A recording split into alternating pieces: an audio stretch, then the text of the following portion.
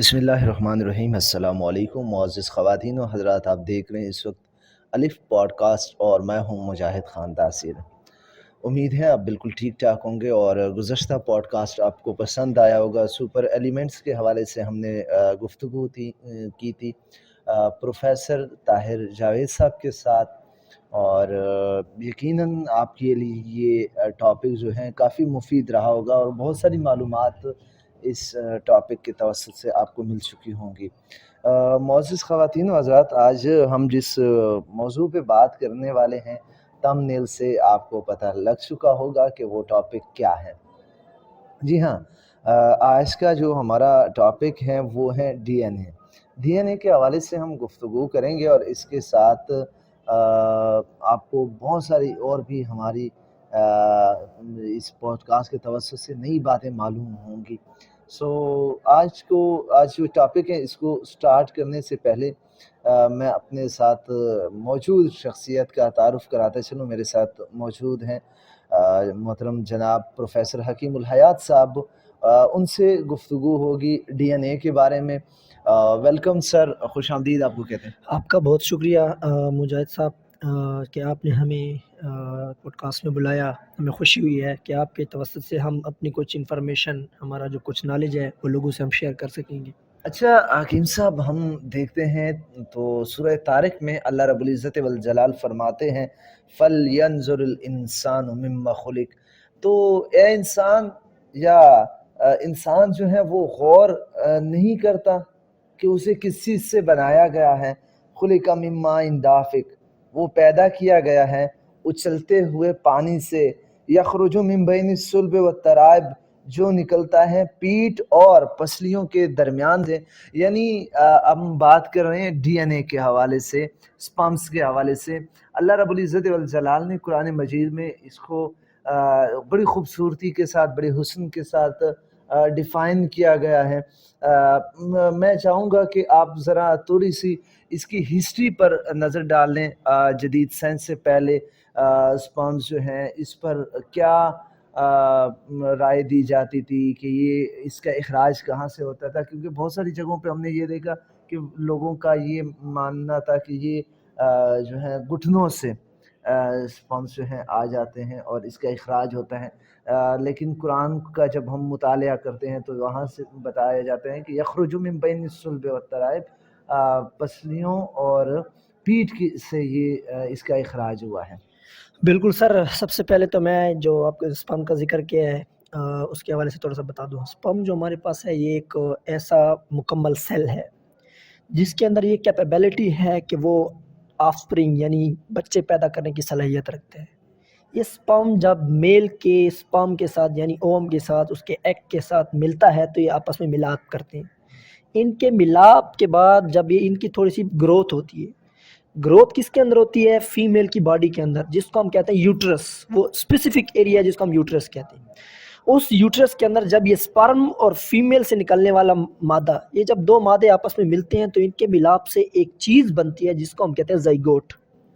وہ بھی ایک سنگل سیل ہوتا ہے جس کے ملاپ سے ہمارے پاس اس کی گروتھ ہوتی جاتی ہے، اور یہ تقریباً 9 ماہ چند دن اوپر یا چند دن نیچے، یعنی تقریباً 8 مہینے سے لے کر 9 کے بیچ یا 9 مہینے 10 دن تک ہمارے پاس بچے کی پیدائش کا سبب بنتا ہے۔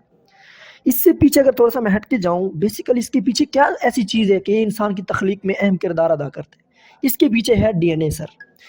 ڈی این اے ہمارے پاس ایک ایسا ہیریڈیٹی مٹیریل ہے، ایک ایسا ڈی آکسی رائبو نیوکلک ایسڈ ہے کہ جس کے اندر اللہ تعالیٰ نے ایسی انفارمیشن رکھی ہوئی ہے کہ جس کے ذریعے ہم کسی چیز کو کنٹرول کر سکتے ہیں۔ فار ایگزامپل ایک بچے کی پیدائش ہے، اب ہم چاہتے ہیں کہ ہم کہتے ہیں کہ وہ فلاں بچہ ہے وہ اپنے باپ پہ گیا ہے، فلاں بچہ ہے اپنے ماں پہ گیا ہے، اس کے بال ماں پہ گئے ہیں، اس کے ماموں پہ گئے ہیں، اس کی ماں پہ گئے ہیں، اس کے بہن پہ گئے ہیں۔ اب یہ جو خصوصیات منتقل ہوتے ہیں اس سب کے پیچھے جو ہمارے پاس ایک محو ہے، ایک ہمارے پاس کور ہے، ایک جو سینٹر ہے، وہ اللہ تعالیٰ نے ہمارے اندر ایک چیز پیدا کی ہے جس کو ہم ڈی این اے کہتے ہیں۔ ٹھیک ہے۔ اچھا حکیم صاحب، یہ جو سپرمز ہیں اس کی فیڈ راک میں ڈیفرنٹ، ہم نے اس کے بارے میں سنا ہے کہ جب یہ سپرمز ہیں یا منی جو ہیں جب یہ خارج ہوتی ہیں تو اس میں اس کے ایک ایک حلیے میں کتنی ہی بچوں کے جنم ہو سکتے ہیں اور پھر انہی میں چند ایک چن لیے جاتے ہیں، تو تقریباً کتنے اس میں ممکن ہوتے ہیں؟ سب سے پہلے تو سر میں آپ کو یہ بتا دوں کہ انسان میں ملینز کی تعداد میں ڈیلی کے حساب سے یعنی روزانہ کی بیس پہ اسپرم بنتے ہیں. ٹھیک ہے. یہ جو اسپرم ہے سر، ایک ہی اسپرم ایک ایگ کو یعنی ایک جو فیمیل کا جو خلیہ ہوتا ہے، جو مادہ ہوتا ہے، اس کو فرٹیلائز کرنے کی صلاحیت رکھتا ہے، جس سے بچے کی پیدائش ممکن ہوتی ہے. لیکن چونکہ کائنات ہے، اللہ تعالیٰ اپنی قدرت دکھاتے ہوئے اور قدرت کو منواتے ہوئے کہ میں اللہ تعالیٰ رب العزت ایک چیز سے بھی میں 3 چیزیں بنا سکتا ہوں، تو کیا ہوتا ہے کہ یہ جو سپرم ہے یہ ایک کے بجائے 2 سیل کو بھی فرٹیلائز کر سکتا ہے، جس کے نتیجے میں ہم کہتے ہیں کہ ٹوینز پیدا ہو گئے ہیں، جس کے نتیجے میں ہم کہتے ہیں کہ ہمارے پاس فرٹیلائزیشن ہو جاتی ہے، کوئی بچہ معذور پیدا ہو جاتے ہیں، کوئی بچہ ایک کے بجائے 3 بچے پیدا ہو جاتے ہیں، اور کچھ تو ایسے بھی ہوتے ہیں جو کہ ہمارے پاس 4 5 بچے بھی پیدا ہو جاتے ہیں. تو جو سپرم ایجیکولیشن ہوتی ہے، ایک ایجیکولیشن کہتے ہیں کہ سپرم کا نکلنا، جو نفس ہوتا ہے ہمارا، جو انسان کا آرگن ہے سیکشول، اس سے جب ایجیکولیشن ہوتی ہے اور فیمیل کے ساتھ ملاپ ہوتا ہے، جب 2 عضو آپس میں ملتے ہیں، ہماری دونوں کی شرمگاہیں آپس میں ملتی ہیں، اس وقت جو سپرم نکلتے ہیں تقریباً ملینز کے تعداد میں ہوتے ہیں، جس میں بڑی مشکل سے 1 یا 2 ایسے ہوتے ہیں جن کے اندر بچے پیدا کرنے کی صلاحیت موجود ہوتی ہے. اچھا، یہ کس بنیاد پر یا یہ خوراک وغیرہ جو ہیں اس کے اثرات ہوتے ہیں انسان کی زندگی پر یا نہیں؟ بالکل سر، خوراک بہت زیادہ معنی رکھتی ہے. ایک انسان ہے، اگر اس کے اندر مکمل خوراک کی کیپیبلٹی ہے، یعنی اس کے اندر پروٹین، دیکھیں سر پروٹین ہمارے پاس زندگی کے ہم ایک ایسی چیز ہے، ہماری باڈی کے اندر انرجی ہوتی ہے، یہ سپرم انرجی کے اوپر ڈیپینڈ کرتا ہے. اگر آپ کی باڈی انرجیٹک ہے، اگر آپ کے باڈی کے اندر نیوٹرینٹس پوری ہیں، نیوٹرین سے کیا مراد ہے، آپ کی باڈی کے اندر سوڈیم، پوٹاشیم، پروٹین، کاربوہائیڈریٹس، یہ ساری چیزیں پوری ہیں، نیوٹریشنل ڈیفیشنسی نہیں ہے آپ کے اندر، تو آپ کے بچے کی پیدائش ہونا اور آپ کے بچے کا صحت مند ہونا آپ کے سپرم کے اوپر ڈیپینڈ کرتا ہے. اگر آپ صحت مند ہیں تو آپ کا سپرم بھی کیا ہوگا، صحت مند ہوگا، اور وہ سپرم جب فیوژن کرے گا تو ماں باپ کے فیوژن کی وجہ سے وہ جو بچہ پیدا ہوگا وہ صحت مند ہوگا اور بیماریوں سے فری ہوگا. اچھا حکیم صاحب، یہ اسپرمز جو ہیں فیمیل کی بھی کیا اتنی ہی ان کو بھی اتنا صحت مند ہونا ضروری ہے یا صرف مرد کے اگر ہوں تو ٹھیک ہو جاتا ہے؟ سر یہ ایسی بات ہے، آپ نے بالکل صحیح بات کی ہے، دونوں کے خلیے جو ہمارے پاس ملنے کے لیے دونوں کو صحت مند ہونا ضروری ہے. ہاں یہ ہو سکتا ہے کہ جو فیمیل والے ایگز ہیں وہ ہمارے پاس اگر تھوڑے سے ویک بھی ہیں تو پھر بھی ہمارے پاس فرٹیلائزیشن ہو سکتی ہے. کیوں؟ چونکہ میل کا جو سپرم ہے اس کے ٹریولنگ کے لیے ہمیں میکسیمم اماؤنٹ آف انرجی چاہیے، کیونکہ فیمیل کے اندر ایگ ریلیز ہوتا ہے، اس کے لیے ٹریولنگ کا تھوڑا سا کم فاصلہ ہوتا ہے. جیسے اگر آپ کسی گاڑی پہ ٹریول کرتے ہیں تو آپ دور جاتے ہیں تو آپ کو زیادہ پیٹرول ضرورت ہوتا ہے، بجائے اس کی کہ آپ ایک شارٹ راستے پہ جا کے چھوٹے سا فاصلہ طے کرتے ہیں. اب چھوٹے فاصلے کے لیے آپ کو چھوٹا پیٹرول یعنی تھوڑا سا پیٹرول چاہیے، اور زیادہ جانے کے لیے آپ زیادہ پیٹرول چاہیے. سیم کنڈیشن یہاں پہ بھی یہی ہے کہ جو سپرم ہے چونکہ وہ میل سے نکلتا ہے اور فیمیل کے اندر ٹریول کرتا ہے، تو ٹریولنگ کے اس کو مکمل انرجی بھی چاہیے، مکمل نیوٹرینز بھی چاہیے، بجائے فیمیل کے. ہاں فیمیل کی جو نیوٹریشن ہے یعنی خوراک اس کو پوری ملنی چاہیے، باقی اگر انرجی اس کی تھوڑی سی لو بھی ہے تو پھر بھی اس کے اندر یہ کیپیبلٹی ہے کہ وہ فیوژن کر سکتا ہے اور بچی کی پیدائش کا سبب بن سکتا ہے. ٹھیک ہے. اچھا سر، یہ آیت سورہ طارق میں اللہ رب العزت فرماتے ہیں نا، خلق مما دافق. اب یہ بتائیے گا کہ یہ اسپرم جو ہیں یہ بنتا کہاں پر ہے انسانی باڈی میں؟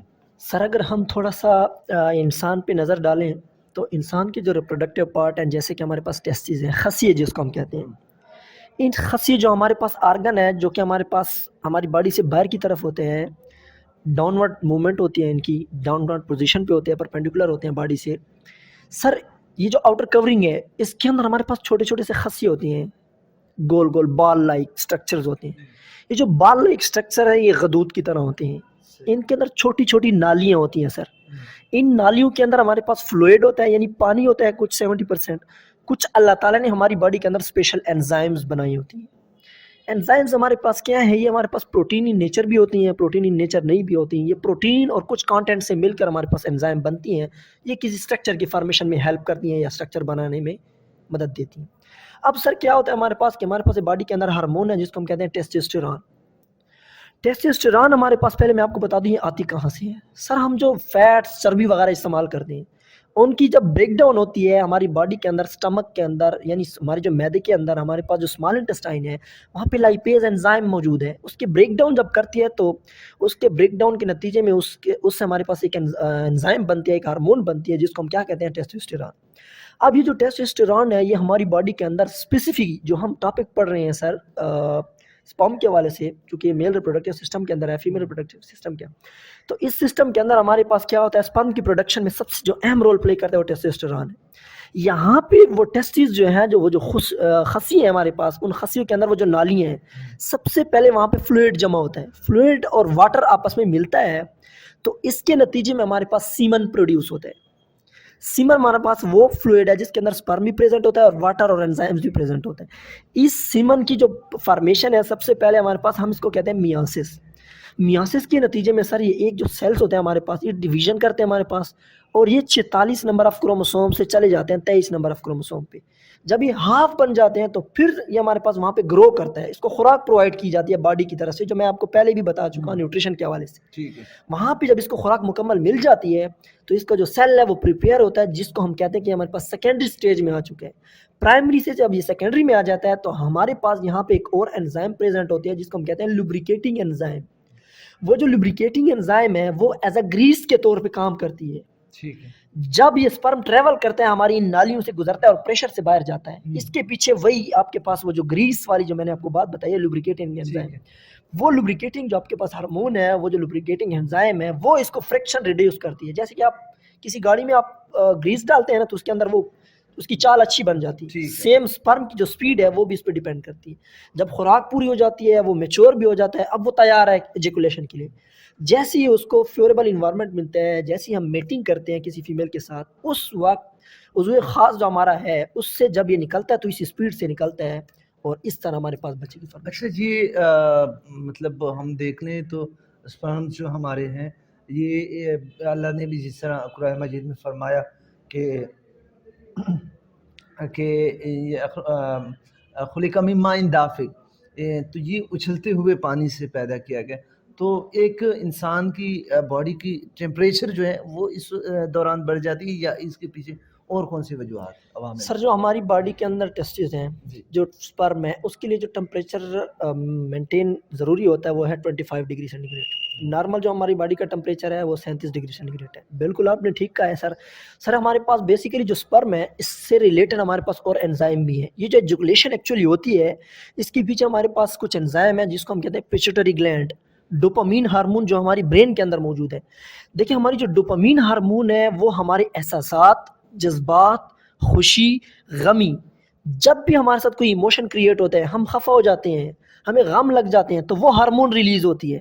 جب وہ ہارمون ریلیز ہوتی ہے تو اس کے پیچھے ہماری باڈی کے اندر جتنی بھی ہارمونل ایکٹیویٹی ہوتی ہے خوشی کی، اب جیسے ہم ایجوکولیشن کرتے ہیں، اب یہ ایجوکولیشن کے پیچھے ہماری ڈوپامین ہارمون کیا ہے؟ ایکسائٹمنٹ ہارمون ہے. ادھر ہمارے پاس جو پیچوٹری گلینڈ ہے ہماری برین کے اندر ایک مٹر دانے کی طرح ہوتی ہے، وہ بھی ریلیز ہوتی ہے. اب یہ سارے انزام آپ کے اندر ایک بیہیویئر کریٹ کرتے ہیں، ایک ایکسائٹمنٹ کریٹ کرتے ہیں. اس ایکسائٹمنٹ کے نتیجے میں آپ کے سپرم ایکٹیویٹ ہوتے ہیں اور ایکٹیویشن کے بعد آپ کیا کرتے ہیں؟ میٹنگ کرتے ہیں اور اس طرح. اچھا اس کے لیے حکیم صاحب یہ بتائیے گا کہ ایک نارمل انسان کا ہونا ضروری ہے، یا پاگل دیوانہ یا کوئی کسی کو چوٹ لگ جائے اور اس دوران بھی اسپرمس وغیرہ جو ہیں یہ خارج ہو سکتے ہیں یا نہیں؟ سر اس کی جو ایجوکولیشن ہے بالکل ہو سکتی ہے. ہاں یہ ڈیپینڈ کرتا ہے کہ وہ جو آرگن ہے جہاں پہ اس کی فارمیشن ہو رہی ہے آئیدر وہ ٹھیک ہے یا نہیں ہے ٹھیک، یا اس میں کوئی ابنارملٹی ہے. اگر ابنارملٹی ہے سیکریشن پھر بھی ہوگی، چونکہ ہمارے پاس نیچرل پروسیس ہے، تو پھر یہ ہو سکتا ہے کہ وہ جو بچے کی فارمیشن ہے وہ متاثر ضرور ہو سکتی ہے. اچھا ایک بات کہی جاتی ہے ہمارے عرف عام میں کہ مردانہ کمزوری یا عضو تناسل جو ہے وہ مرد کا کڑا نہیں ہوتا یا وہ کمزور ہوتا ہے، تو کیا اس دوران بھی اسپرمس تیار ہوتے ہیں اور ان کا اخراج ممکن ہے یا نہیں ہے؟